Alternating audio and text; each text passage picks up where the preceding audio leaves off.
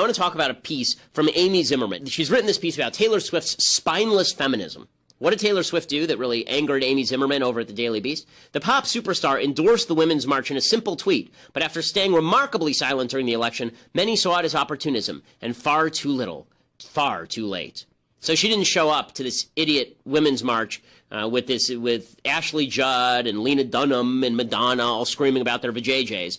Instead of doing that, she just sent out a tweet, and her tweet basically just said that she was proud of the people who were marching. It said, "So much love, pride, and respect for those who march. I'm proud to be a woman today and every day. Hashtag Women's March." Okay, pretty bland, right? Pretty bland stuff. But this, according to Amy Zimmerman, makes her a villainess. She's a bad person. Why? Because she didn't use the power of her celebrity in order to cram down radical political views about vaginas and their inherent value as making you a complete human being. The piece itself is totally crazy. It says, with all of the pink posturing on display last weekend, conversation naturally turned toward Taylor Swift, our nation's most opportunistic celebrity. Taylor has an unrivaled ability to read the room and seize a moment. But strangely enough, Swift has no interest in leaning in to her true potential. Instead, she's resolutely tried to preserve her public image as the sweet romantic girl next door. Question. Why does Amy Zimmerman, I thought that this idea of the Women's March was female autonomy, why does she get to determine what Swift's true potential is? I didn't realize that Taylor Swift's true potential was being a public politician. It turned out that her true potential was in making overrated pop songs. Yeah, that was her true potential. And she's fulfilled that. She has 82.3 million Twitter followers, and she's one of the richest people on planet Earth.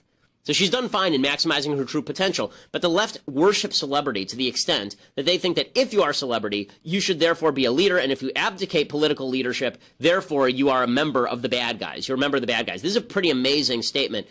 This is what Zimmerman writes. As a pretty white girl who has written songs that rely heavily on fiddles, Swift undoubtedly counts a healthy handful of Trump supporters among her fan base. Right, that's like 50% of the country. Taylor Swift has always valued apoliticism, even to a fault. Her girl squad has been infamously silent on social issues. There's a craven calculus to winning brownie points without offending your most offensive fans. Cutesy sentiments and political palatability are no longer acceptable. If you're not overtly on board with the resistance, you're tacitly chill with being proclaimed an Aryan goddess. Trying or pretending to be woke without displaying any sort of political preference or informed opinion is almost more offensive than saying nothing at all. Almost more offensive, but if she'd said nothing, then you would have bitched about it, wouldn't you? So the idea is that if you don't overtly endorse the Women's March, you are therefore an enemy of women everywhere, and you're on board with not just Donald Trump, but Donald Trump's most extreme supporters, the peppy people who think that she's an Aryan goddess. And this is the routine that a lot of these online trolls have been pushing. What utter stupidity, what ideological fascism. Taylor Swift is a fully autonomous woman. She can do whatever she wants with her politics. I don't have to like her music to understand that she has the same rights that Amy Zimmerman does on her politics, and the idea that you are going to browbeat her because she is famous for playing songs on a guitar into endorsing your stupid march is just demonstrative of how radical the left has become and how polarized they have made politics. It's ideological fascism in action. The idea that if you don't fall in with Lena Dunham, you're in league with Richard Spencer is just pure idiocy, and it's demagoguery of the highest sort. Look what you've made me do, leftists. Defend Taylor Swift, damn you. You just told us what's not racist. Well, she talks about how snotty it is, and she says Betsy DeVos is closing all these schools, and you've got to learn about that kind of stuff. But Steve, my producer. Wait, so it is more about who is sending it than Dr. Zeus. Oh no! Analyzing the menstrual characteristics and trope nature of Seuss's characters, whatever the hell trope nature means, I have no idea. Analyzing. Could you say that again? Right. No, she said she's got to. You'll see the racist mockery in his art if you open one of his books. And then she refers her to some monograph or something. Analyzing the menstrual characteristics and trope nature of Seuss's characters. You may not be aware of this, like she's lecturing the First Lady.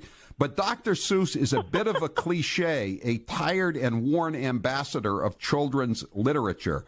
They are steeped in racist propaganda, caricatures, and harmful stereotypes. This is fantastic. You've given me a new lease on life, Howie. I'm going to look up this woman and this letter right away. This is the best thing I've heard since that Brittany Cooper wrote about the racism of a man asking for the seat next to her on a train. I don't know if you saw that. It was no. in The Nation, I think. It was fantastic. Yeah. This is even better. Yeah. And this is why we have, generation after generation of school children who don't like to read, something that is particularly painful to a writer, because only liberals, well, as I've often said, only liberals could make sex unattractive. Only liberals could make reading unattractive.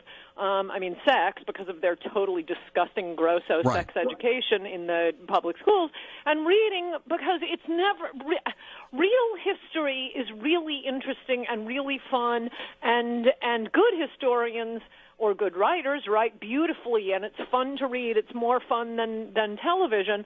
Right. But all of these harridans we're looking for the menstrual characteristics in Dr. Seuss and lesbian imagery in Shakespeare. Oh, please, just let us read. Listen to this, Ann, because I know I identify with this because I love Dr. Seuss. Listen to this. Dr. Seuss's "Oh, the Places You'll Go" is a book my son and I have read over and over again, and one that we want to share with all of you.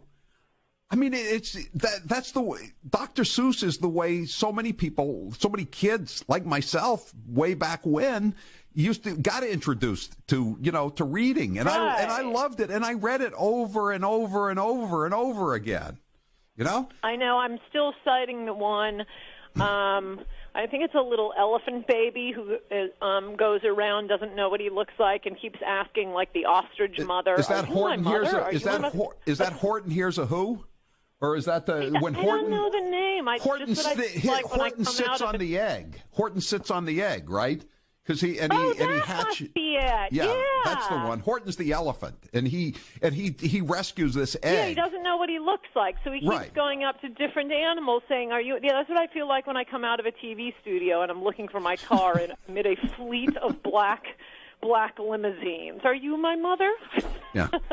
Well, this librarian doesn't even realize, but she's a pretty good stand-in for the Grinch. Now that the Grinch is wised up and likes Christmas. Oh, she's a stand-in for my former favorite, Brittany Cooper.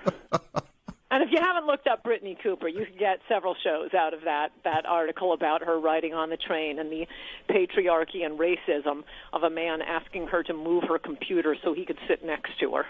The rage. He touched my black body.